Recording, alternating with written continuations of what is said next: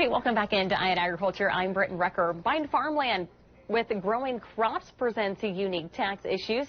Here to discuss this more, we're bringing back Roger McEowen, professor of Agricultural Law and Taxation at Washburn University. As always, Roger, pleasure talking with you today.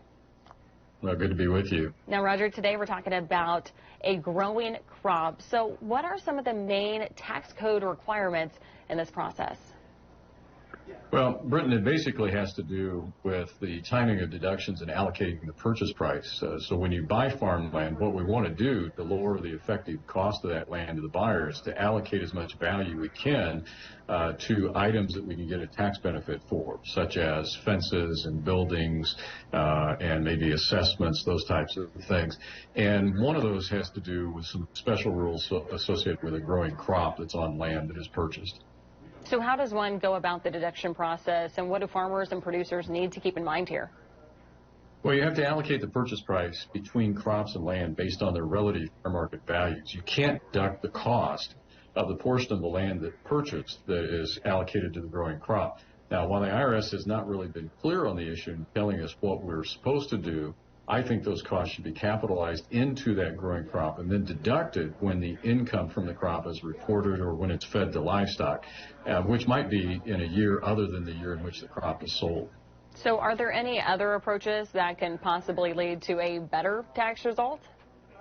Well, one approach to consider, I think, that could lead to a better tax result might be to lease land before you buy it. If you have a notion that you're going to buy this land, lease it before you buy it. That way you incur the planting costs, and you can deduct those planting costs rather than the landlord that's going to sell the farmland to you. Now, that takes some pre-planning, but that might be one way if you have that window of opportunity to do that. Lease that land first.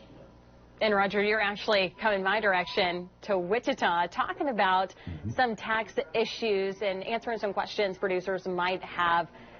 Go a little more on that. Yeah, I do this, and this is the 31st year of doing this for me across the state of Kansas through Kansas State University and the Department of Ag Econ. These are the K-State Tax Institutes, and we'll roll into Wichita on December 7 and 8 at the Airport Hilton on the west side of town there.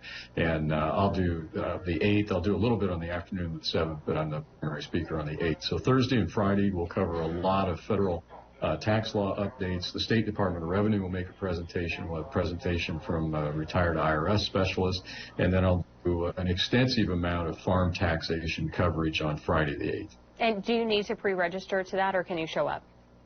Yes. Well, you can show up at the door and pay at the door, but pre-registration is suggested, and that's through the Ag Manager website, the Department of Ag Econ at K-State. There's a link for the tax schools there. Okay, awesome. Well, Roger, thanks so much for coming on and chatting with me today. Everyone stick around. Eye on Ag will be back after the break.